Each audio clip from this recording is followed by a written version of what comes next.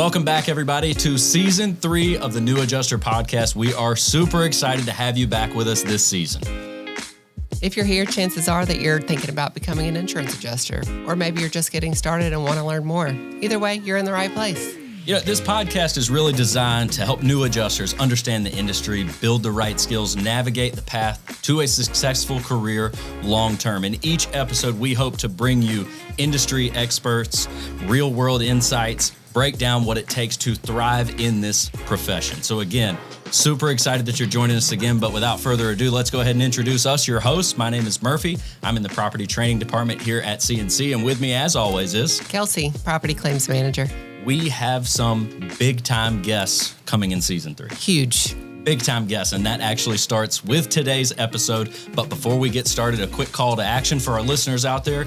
Hit that bell icon, subscribe so you get notified of all future content as we post them for this and our other podcast and our other learning platforms. So let's go ahead and jump into today's episode.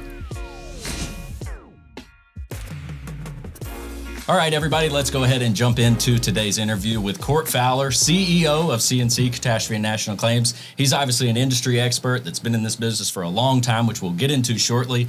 He can tell us all how this industry has changed over the years, what's different, what's stayed the same. So without further ado, Cort Fowler, thanks for joining us. Thanks for having me, Murphy. Good to see you. Absolutely. All right, Cort. So I want you to take us back in time. Tell us a little bit about your background and CNC's background. Yeah, sure will. So back in 1979, my dad was a contractor, and Hurricane Frederick hit Dauphin Island. And what we would do is my dad would actually, when the bridge was out, he would actually transport materials from Cedar Point down to Dauphin Island on an oyster boat, right? And true story. So as he's, transporting material back and forth, can't drive down there, he's making all these repairs to these homes. These two guys come up on an afternoon, and they're like, hey, will you ride us to Dauphin Island?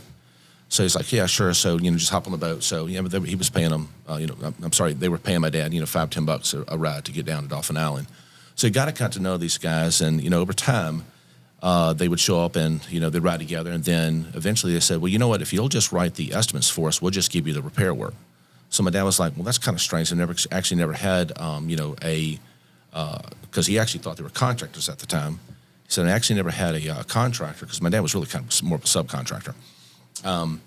But he never had anybody just say, hey, we'll give you these repair estimates, or the jobs anyway. So as he gets to know these guys, he finds out they're insurance adjusters. So what they were doing was they just kind of stopped going out there, and that's kind of how he got introduced to the business, was like that's his first exposure to an insurance adjuster. So over time, I guess from, that was 79, so up to around 88, he worked as a project manager here in Mobile for Mitchell Homes, but during the summers and when he had some time, he would be deployed. He got introduced to a company by the name of Gann Taylor. He was also introduced to a company, Crawford. I think everybody knows Crawford. And also back in the day was Gann Taylor. There was one other. I guess it's kind of irrelevant. But so he would deploy and he would work, hail events and different things like that when he had the time, when we had time off. So 88 comes along, and he met a couple of different people. 88 was Hurricane Hugo, and he gets a call. He met a guy that worked for Travelers Insurance, and Hurricane Hugo hits Charleston. After that, they call him and they said, hey, will you come up here and work as a building consultant? So he goes up there, works as a building consultant, and then the whole thing with insurance and insurance adjusting kind of continued. So then I was a finance major. I was headed to New York. I was going to work on Wall Street. I mean, that was my dream job. I was going to be an investment banker. And when that was the days of Michael Milken and the junk bonds, I actually lost my opportunity. So I ended up making $5.15 an hour. The only job I could find was at Ingalls Shipyard down in Pascagoula. Wow. As a workman's comp adjuster. They gave me a car, so I thought it was pretty cool. I thought it was pretty cool. I had a car, but it was $5.15 an hour. And at that time, I'd actually go to lunch across the street, but it would cost me like $5.65. I'd be like, well, that's dumb. I'm not eating lunch anymore. But at the time, so my dad was actually working in Colorado, and I lasted there about 3 months as a workman's comp adjuster. And called my dad, and I was like, I can't do this, because I was chasing people. I mean, workman's comp is really, it's difficult, right? A lot of rules, a lot of regulations. You're dealing with people who are injured and different things. So I called my dad and said, hey, can I come out to Colorado and jump roofs with you? And he said, yeah, if you want to come out, go ahead. Well, for the record, I had really never been out of Alabama. I thought snow and cold and mountains, and I'm like, this place is going to be terrible. And so I was, a little reluctant. But anyway, flew out to Colorado, got off in Denver, and started jumping roofs with him. So shortly thereafter that, Andrew, 92, and he had maintained his contact with Travelers Insurance. And then from there, our business kind of took off. And that's how we all kind of got introduced to the business. Just blew up. That's awesome. I mean, Cort. And then here we are. CNC got you out of Alabama, too. Y'all took me on my first plane ride. One and the same. That's true. Orlando, I think. What did we do in Orlando? Oh, man. Because I hate Disney World, so I know we didn't There's go no there, telling. Some conference. Yeah, maybe so. Yeah. How about that? Getting big, huh? I know. So you think about it like, all right, so our target audience here is new adjusters, people that are either brand new, they're getting into the business. So obviously there's an in-depth answer to everything, and I know you've got one for this question. But for the new folks, what is insurance adjusting in a nutshell? Yeah, so insurance adjusting in a nutshell, it's the opportunity for a person who likes to engage with people, who likes maybe even being outside or doing things that are relative to the insurance space, where if there's a claim for hail damage or a hurricane or wind or fire, something like that, that person works for companies like ours, and they provide insurance adjusting services as they write estimates for the damages to a property, and along with the same line, providing good customer service to those policyholders. Because what you got to remember, and this is for everybody in general, but we provide a service, and that service is really provided not only for our clients, but also for that policyholder, because that policyholder have never had a loss and don't know what actually, what to expect and what they go through. Right. So in a nutshell, insurance adjusting is just that. You get a claim for a loss, you adjust the claim, you report the damages, you return it back to the insurance company, and they, generally speaking, will pay that claim for what's ever covered under a policy. I think that's a very A to Z quick explanation of adjusting. I think that's perfect. For sure.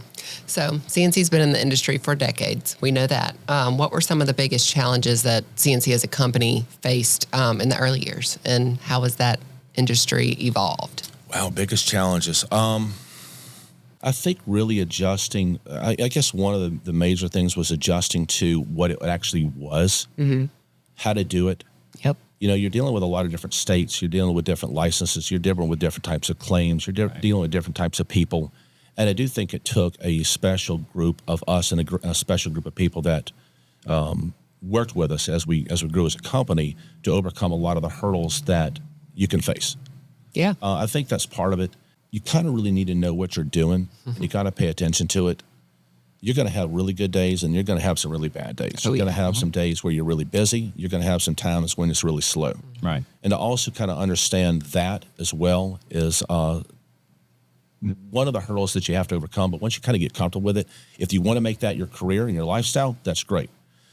Third thing that I can think of is it's challenging sometimes, and was challenging sometimes, and actually still is, with like young families, a lot of travel, right? And it depends on what degree you do, and if you're just a full-time adjuster, or if you're part-time, or you're 1099 or W-2. So a lot of that goes into a play as well. But I think those are probably the three biggest challenges I can think of early on in my career, especially. Yeah. Right. Just so. I think we've all faced those same challenges ourselves. Adjusting is not for the weak, not for the faint of heart. That's for sure. You gotta love it. Got to. You gotta love it, or you gotta be crazy. One of the two. Or both. Or both. There's and having a little crazy actually helps a little. Oh, yeah. That's true. And there's a lot of different roles in adjusting too. Some folks are desk adjusters, some folks are field adjusters, some folks are dispatch. I know you've been in every role possible, right, with CNC, and we really have too.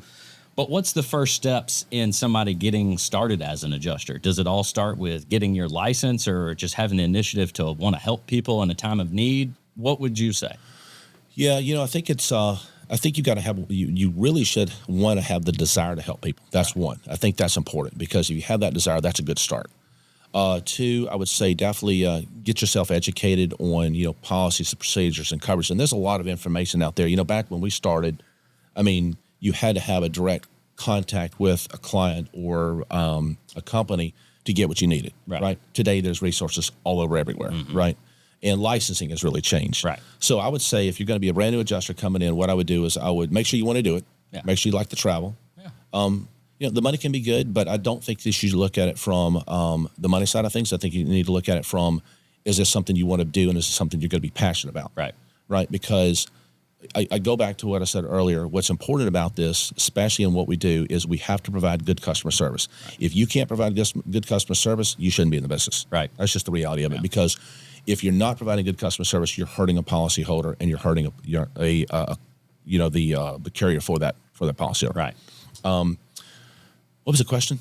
Yeah, I mean, because the thing about it is like, see, I go a lot of different directions. Right. And to us, I know that speaking for the three of us, I think it's very gratifying to help people, right? And I think that's, like you said, that's kind of the first step to getting into the industry and getting into insurance adjusting.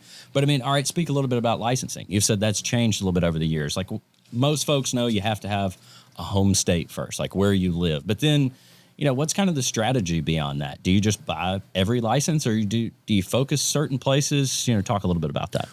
All right, no, so you don't necessarily have to have. So what I would recommend is to just make sure that you've got your license in your home state. Mm-hmm. And you can do a little research as well, because most home states now are reciprocal with other states, which gives you the the opportunity to purchase licenses in other states, or a platform anyway. Right. So I would do that. Texas is a good one. Florida's good. Oklahoma's good. And, I don't think it would hurt, if you're really going to be passionate about what you would do, if you're going to be in this business. What I would also suggest is go to one of those states that isn't reciprocal. Go to New York. It's hard. Learn that. It's tough. That's like a golden ticket. If you really want to be special in this industry and really want to have a little bit of an edge up on somebody else, get that New York license, because you have no idea how far that can carry you. If you've listened to any of our podcasts, we've mentioned that several times. And for you to say that, off the beat, right there we go. Yeah, New York is New York is crucial. Yeah. But you also, let me go back to, because I do remember the other part of the question. Kind of how, what you recommend, how to get into the business a little bit. Educate yourself. Right. Study what you can study. Any kind of construction background is really crucial. It's key. Yeah. And, kind of just put yourself out there. And I think, again, the more education that you can get and the more experience that you can gather before you even get your first claim, you're going to be so much better off. Right. If you just have a license, if you're not studying policy, if you're not reading up on construction basics and construction materials and roofs and things like that, if you don't understand what ACV or RCV is, you're doing yourself a disservice, because you're putting yourself in a position to try to be successful first claim out of the gate without having the information that you should have to be able to be successful. Well, one thing that's good about that is you mentioned those terms like ACV, RCV, things like that. When you take that initial home state licensing test and you get the study equipment for it, it's going to go over all that, Mm-hmm. So it's not something you just need to have in the back of your mind right this second. Correct. You're going to learn about it on the way to getting your home state license. But I think the continuing education goes a long way too, right? Yeah, very much continuing to learn things. In addition to that, you get your license. That's one thing, but your license, I could get a brand new license and know nothing. And I did. Sure. When I started this. Exactly. And you know nothing. You have got to really, there's so much out there on the internet everywhere. You can look. I mean, I'm in Facebook groups and all kind of stuff, but there's all kind of resources out there for you. And you really need to make sure that you know what you're talking about coming in, because I can tell you right now, you pick one person that, hey, I just got my license, I want to get started and go. Mm-hmm. Or you have somebody that's like, hey, I've been reading, doing all this research. These things are, what I've done. I know who I'm going to pick. Yep. And let me make one other suggestion right there. So I think a lot of new adjusters come in as desk adjusters, and I would say that that's okay. Yeah. But if you can come in and you can get experience in the field, that makes you so much better, because desk adjusters, a lot of times, they don't have the field experience, don't understand what a field adjuster goes through. Yeah. Yeah. Right. Especially between auto and property, they're so different. Yeah.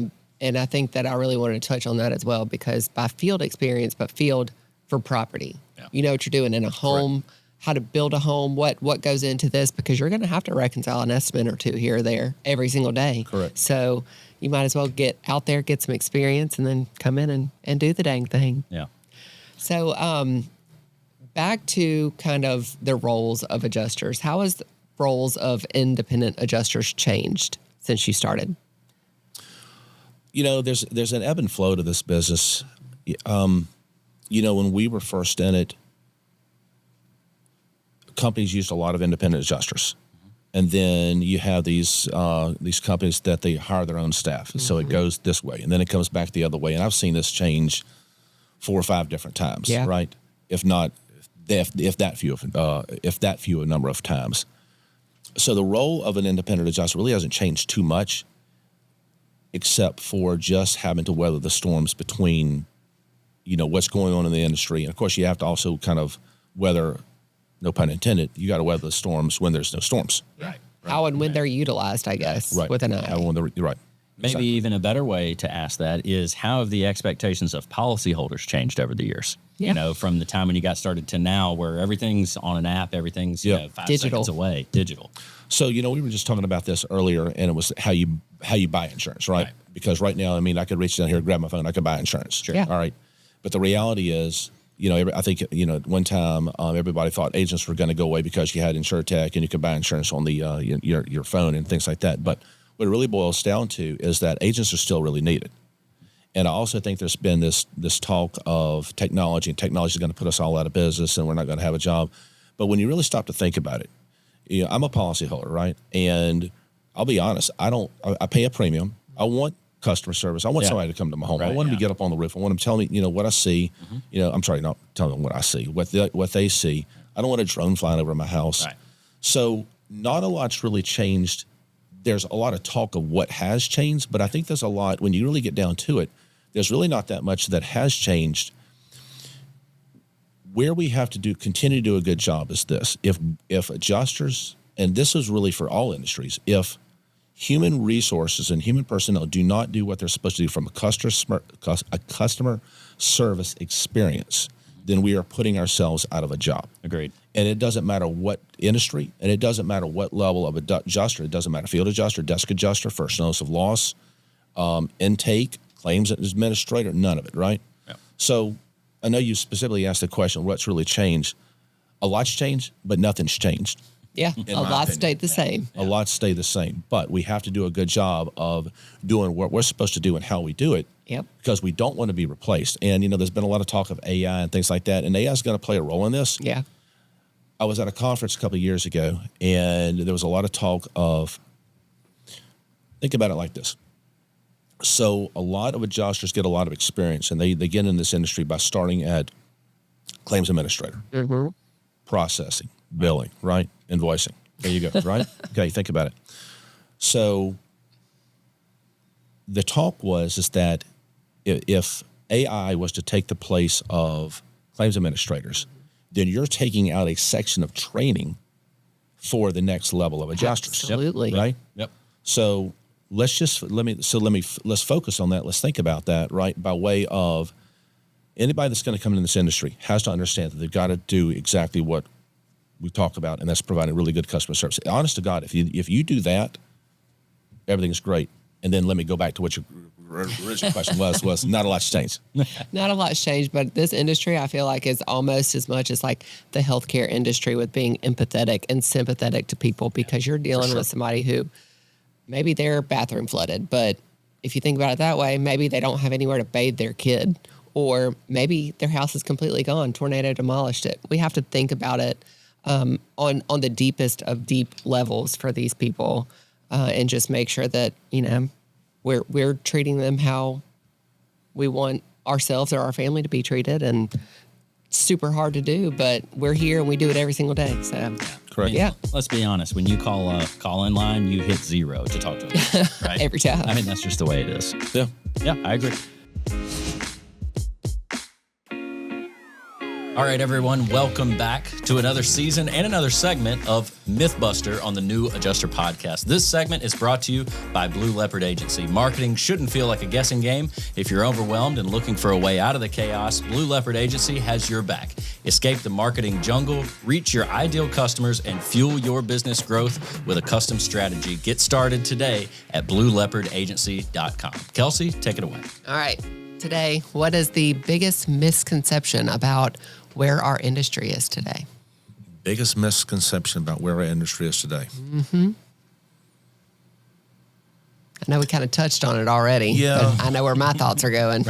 Yeah, so I think there's a couple of different things. So, I think back to misconception one was, 5, 6, 7, 8 years ago, there was a lot of talk that drones are going to overtake, Oh, yeah. everything. Yep. That nobody's going to be climbing roofs. Nobody's going to be doing anything. Yep.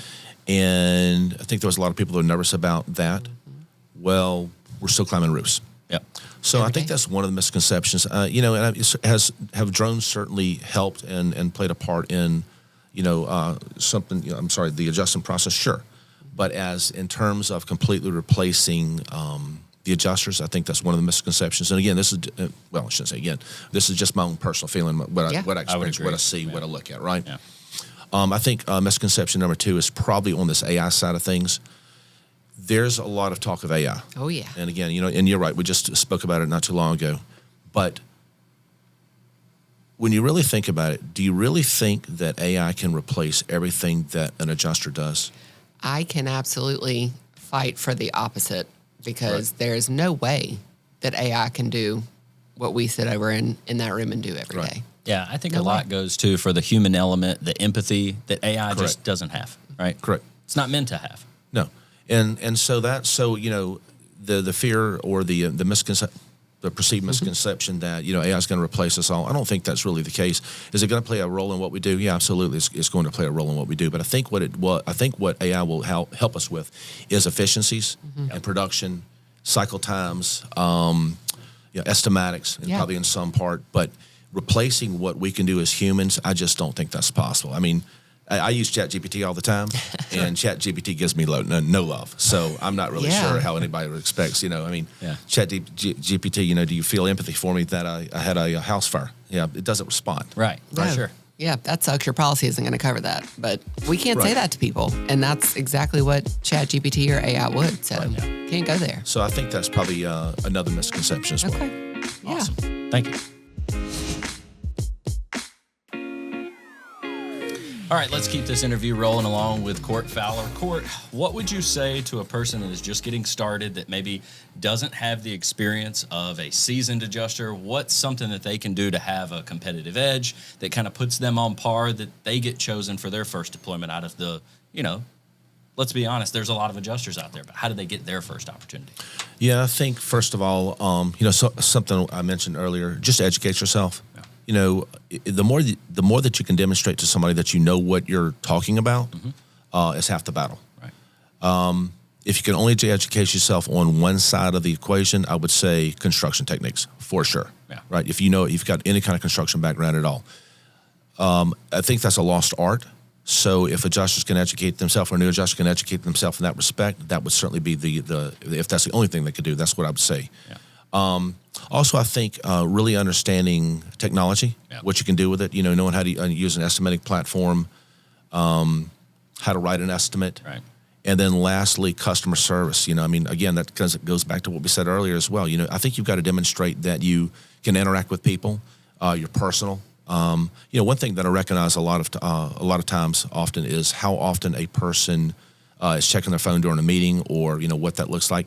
If you only know how to communicate by way of a device, you're probably in trouble. Right. I would agree. Because the interaction even we have here, right? Let's face it. It's a lost art. Even that's somewhat of a lost art. So I believe that if you really want to set yourself apart from other adjusters in this industry, if you demonstrate those things, you've got some education, right? You know what you're talking about. You know how to embrace technology. You know how to write an estimate, and you can provide good customer service. I think that's super important. Last thing that I'll actually mention. Come with an open mind. Yeah. Don't bring baggage. Don't bring bad habits. I think, from a CNC's perspective, I love working with new people that, want a challenge and, want an opportunity and can learn and can grow. Yeah. Right. Well, it's something I want to add to. You talked about embracing technology. A lot of times seasoned adjusters been doing it a long time. They're set in their ways. They're very rigid. Mm-hmm. They don't want to change. They don't want to adapt a new process. That goes a long way because technology for insurance adjusting has come a long way, just even since I've started. I know, obviously, since you've started with different programs that help you take photos, 3D cameras, like you said, drones, things like that just make your life easier as an adjuster, and be able to embrace that and say, hey, I could use this. Could make me more efficient. Sure. I think that goes a long way. Yep. Sure. But at the same time, you have to go back to the old ways. Don't be afraid to pick up that phone and call somebody, because I'm going to be more impressed by seeing someone sit, in the area over there and say, oh, hey, Mr. or Mrs. Insured, this is what I need from you today. 100%. I am so much more impressed by that than seeing that you sent an email and put it in the file. 100%. Yep. Agreed. So what essential certifications or trainings do you think that new adjusters should focus on coming into the business? Certifications and training. Well, we mentioned licensing. Yeah. Right. Yeah, I think there's some good certification classes out there. I think Vail still has a class that you could go through. Any kind of certifications that you can get that educate yourself on policy language, how to read a policy.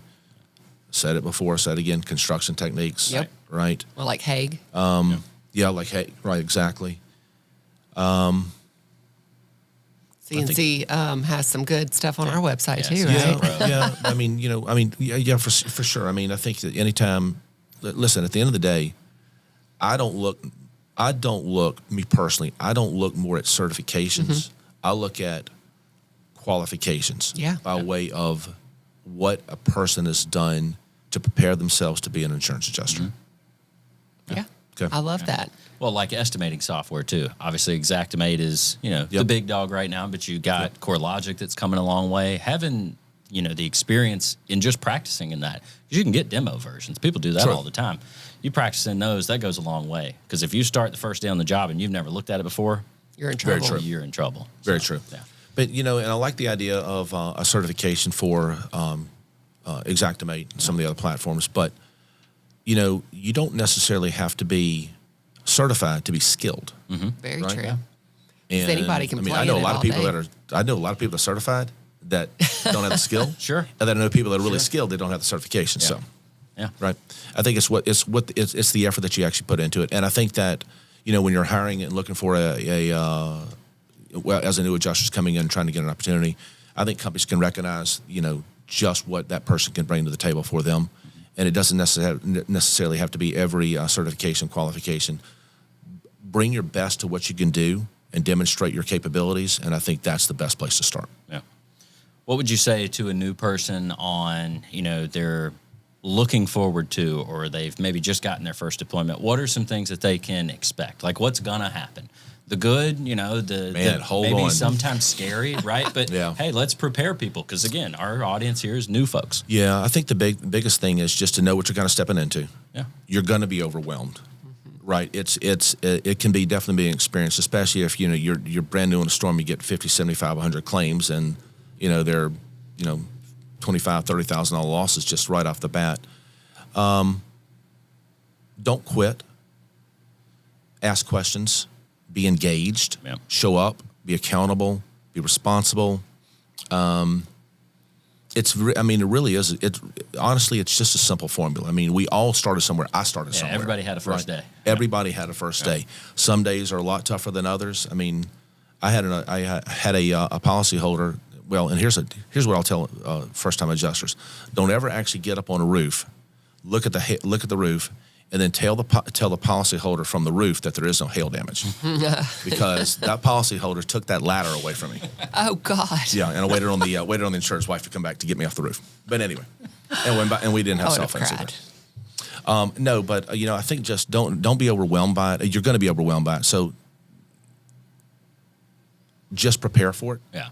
And then just ask the questions you need to ask and stay engaged. If you stay engaged with the people that are around you to help you, you'll be fine. Right. It's when you disappear or you can't manage it. And I think the worst thing you can do is actually run from it. Yeah. And even if you get in a situation where you're overwhelmed by it, our firm and other firms will be glad to help you through that process.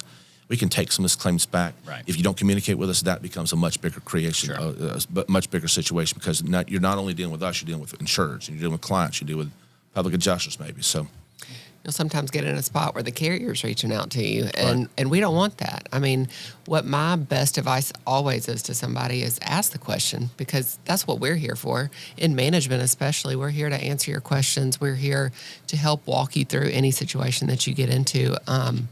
But there are those pitfalls that they, run into. What are some pitfalls that you think that new adjusters should avoid? Coming into the business, I'm just doing this. What's something they should avoid? I don't think any new adjuster should come into the business thinking this is going to be a home run hit right out of the gate. Yep. That they're going to make $1 million and everything's going to be great. Go buy a new car out the first day. Yeah, exactly. Yeah. Right. I think if they come into it with a reasonable expectation of let me get started in the business, let me build a base, let me build a career. Mm-hmm. You know, just like any job that we actually do. I mean, I first stocked groceries. And then I moved up to cashier. And then from there, you kind of move up the chain. I think if you approach it in that respect, I'm going to come in, I'm going to do a good job, I'm going to get my feet up under me, and then you build on your career from there. I think that's the way to approach it. Yeah. I like that. Asking questions goes a long way, too, and you already mentioned that. There's always going to be people on a first deployment that have more experience than you. That's right. There's nothing wrong with asking them. 100%. Because a lot of those people, they're okay with helping you because they can look at you and be like, hey, I was in his or her shoes 10 years ago or 5 years ago, whatever. You know, there's always going to be people there to help you along the way. And that's the best part of coming into the office on your first deployment. I would never recommend a remote deployment for your first deployment because me in my situation when I first started working here, I could turn around and ask someone, a seasoned adjuster of 20 years, Correct. Oh my gosh, what do I do here? And they're like, oh, hey, and somebody's sitting right behind you. They're not going to say, I'm not helping you. I've never once experienced that here. But having the people surrounding you that know what they're doing and you're asking the right questions because also you're listening to those people behind you. You're listening to them on the phone, asking the insureds their questions, going as far as, hey, can you send me that letter you wrote? That is just the same situation I need for this claim. It's so beneficial to have, people around you that know what they're doing and you learn from day one. Yeah. I couldn't agree more with that, Kelsey. Yep. Could not agree more. Well, and to Kelsey's point, too, on a desk deployment, when you're in the office, you can always turn around and ask the person in the cubicle beside you or the table or the chair next to you. But when you're in the field, you really don't have that luxury, right? If somebody right there beside you, what can they do in the field for a new person? How do they reach out and get help? I mean, do they call somebody? Is there some place they can go? I mean, talk to us about that. Yeah, well, first and foremost, I mean, you're going to have, or you should have, inter-office support from the firm that you're working with. Right. So that's one, and you should absolutely make those calls, right? If you don't understand a coverage, right? If you don't understand, a building component, if you need an extra photo, something like that, ask those questions, right? So you've got that.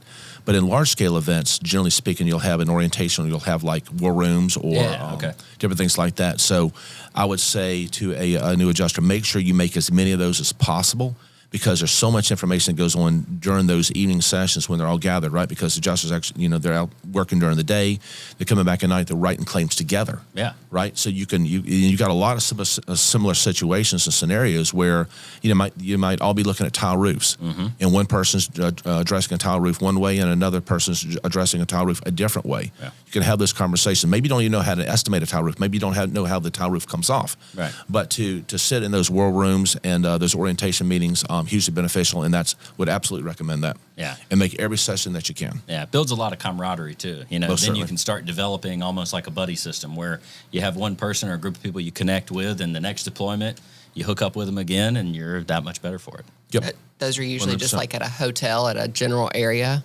Yeah, usually they'll set them up in the within the area that's hit or just outside of it. So usually the firms will provide that information so that kind of know where to go.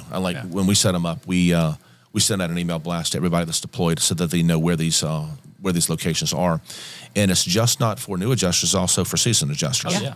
So when you get those opportunities, right? When you get those opportunities to sit with the seasoned adjuster, she'd absolutely take it. Absolutely. Well, and from experience, we can all say that CNC, we offer those field adjuster calls too. Sometimes they're twice a week. Then when the claims start to die down, maybe once a week or bi-weekly. For all of our field adjusters, they can log in, whether it be for an hour or 30 minutes, whatever it takes for people that have questions, hot topics, things that come up from the carrier or the storm that we can really keep pushing that information out, almost oversaturate people with it and say, hey, if you don't need this, fine, but somebody else might. Yeah. So, Take advantage of every opportunity that's given you. Right. Yep. I mean, we even have those for daily claims. So. That's true. Yeah. That's true. All right. Looking back on CNC's journey, what are you most proud of in terms of how the company has shaped the industry? Well, there's a lot I'm actually proud of, but we literally started from 4 people, and a 200 square foot office. Ooh. Right? And, now we're several hundred deep and 36,000 square foot office here, Mobile. Yeah. I think probably what I'm really proud of is the lives that we've touched, both from a policyholder as well as employees. Mm-hmm. We've had a lot of employees that have come and some have gone, and then a lot of them return, and they're like, best place we ever worked. And I think what that does, I think on both sides, it speaks to the culture of our company, and it also speaks to how we want to treat a policyholder and how a policyholder should be treated. Absolutely. And I think I'm really proud of that. And, I think we have a really good, a very good reputation in the industry. Look, we're always going to have those social media blasts where somebody's not happy, and you can go to Google search and you can research them. But, from an overall perspective, people are happy with how we treat them on both sides of the coin, policyholders and employees. And I'm really proud of that. And to impact people's lives, I used to call our company the land of misfit toys. Oh, yeah. Right? Because we literally had employees from all different walks of life, right? And so many of them with no experience. And to bring together a group of people that have helped us build an operation to where we are today is pretty special to me. And that's the kind of thing I hope to be able to also pass on to y'all and to new adjusters and to others that are in our industry. You kind of have to have a special calling for this type of work because it can be very, very demanding, and it's only gotten harder as we all know. Let's say yesterday was yesterday Tuesday? Oh yeah. Or was it Monday? That's tough. Or today is Monday. I don't know. But no, I think that's what I'm most proud of is just the impact that we've had overall for the people that have come and gone, and for the policyholders that we've been associated with. Yeah, I mean, you talked about it. The company started with 3 or 4 people, and now it's a couple hundred. You can look around in this building where we work every day, and there's people that have been here for a long, long time. Yeah, and I think that speaks a lot to CNC, and also to the fact that they've taken it and ran with it, and made a career out of it, and it's those people you look at and you're like, well, they're going to be here as long as I'm probably going to be here, right. Which is great. So. Right. I mean, you had 2 pretty pivotal hires in back-to-back years. I mean, 2016 and 2017. So, no, I'm just joking. Has it been that long ago? Yeah. It has. It has been that long. Congratulations. Harvey. Yeah. Thank you. Well, we appreciate it as well. But absolutely. No, like I said, when a person comes in new, whether it be to CNC or any other firm, there's a lot of things they have to learn. There's a lot of people they have to meet. And I know that can be overwhelming, but it sounds like the insurance adjusting community is very welcoming. Would you say that's pretty accurate? Yeah, I would. Yeah. I mean, I speak to a little bit about that. I mean, you go to these conferences, you can meet people that, like NACA, for instance, right? Our next guest, I'm foreshadowing a little bit, our next guest is somebody that's kind of associated with NACA. Right. So, that's a really welcoming community. Can you speak to a little bit about that? Like people you meet there? And yeah, so I've met a lot of, so I'm on the road a lot. Mm-hmm. And I meet a lot of people like me that are competitors of mine. But from an industry perspective, we all have mutual respect. We share some clients. We have separate clients. But the thing about it is, and I think that, and maybe I'm speaking for myself, but I think I speak for the industry as a whole, it's really the responsibility of our industry and our segment to support the insurance industry itself. Right. And, when you share a client, that client or that carrier can only be as good as everybody that's supporting it, right? So if you have, 3 or 4 different vendors that are supporting a client, carrier A, if one's really bad, it doesn't matter what the other 3 are, right? Because you're just going to be associated with that. But if you have all of them pulling together in the same weight, in the same way, and rowing the same direction and pulling the same weight, then that makes everybody look good. And I think that's one of the things that I found interesting about this industry is just the kind of camaraderie that we can have, mm-hmm. and the kind of association that we can have. And I'm actually pretty good friends with a lot of our competitors, right. Ironically enough, which is, and it's great. I mean, I speak to them all the time. It's, hey, what are you doing? You got any, I've been to dinner with them. Yeah. Right? So. Yeah.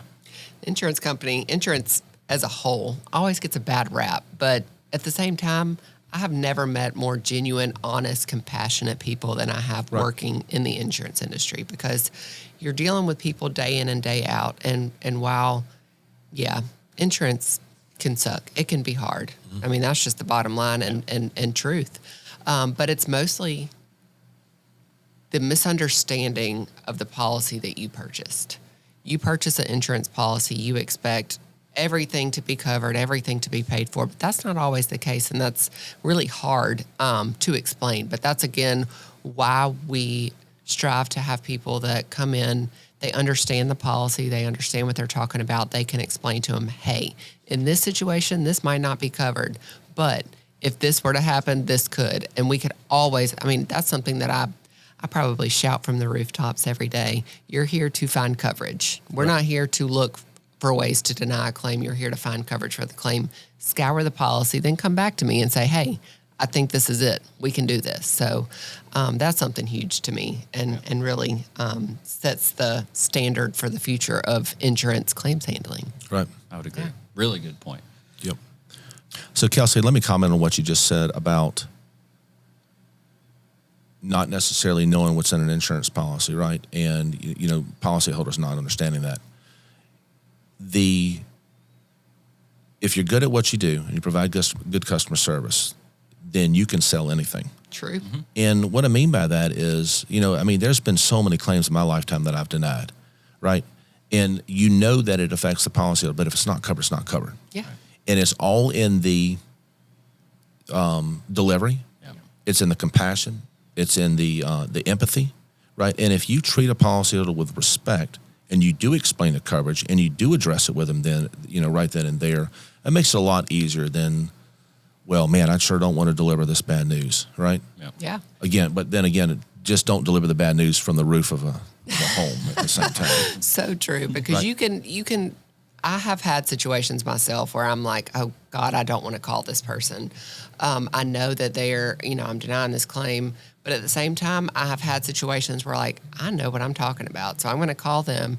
I'll be on the phone for them with them for an hour and a half and say, all right, you know, this is why it's not covered. Here you go. And then by the end of the phone call, they're telling me about their daughters, their cousins, their husbands, and what they've gone through in their lives. And just like you make a new best friend, they want to send you flowers and a gift card that you denied my claim, but I am still so happy with the way that you treated me today that it doesn't matter. Let's go back to what we said about AI, that you can't replace that right there. You can't. Absolutely not. Right? You can't replace it. You can't. So, well, Cort, again, we greatly appreciate you being here. Sure thing. You were like a home run hit when we were picking our guest for episode 1 of season 3.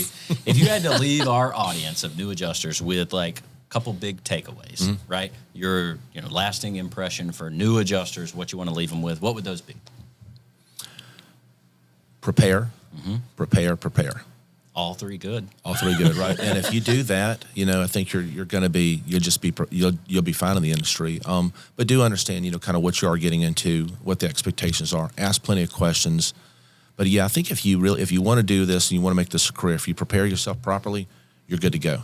And I definitely, unequivocally think there's a need for new resources. I think there's a need for good resources. Yep. And if you can be a new good resource, man, you got it. Yep. You know, and you got to understand too that there's a lot in our industry that are getting out of this business as well, right? So it's probably a good time to, you know, step into this type of industry if this is what you want to do as a career. Yeah. But also, and last thing, then I would also say, you know, if you want to step in, make it a career. Yeah. Right? Don't make it a temporary job. Yeah. There's going to be ups and downs, but if you come in with the attitude, I'm going to make this a career, you can be really, really good at what you do. Yeah. Go really far. Yep. Go really far. Good stuff. Well, again, Cort, we greatly appreciate it. Thank you for being here. And maybe we can have you on again sometime. Sounds great. Perfect. Like next season? All right. Come on. Awesome. Sounds great. Thank you so much, Cort. Thank y'all. Appreciate it. Enjoyed it.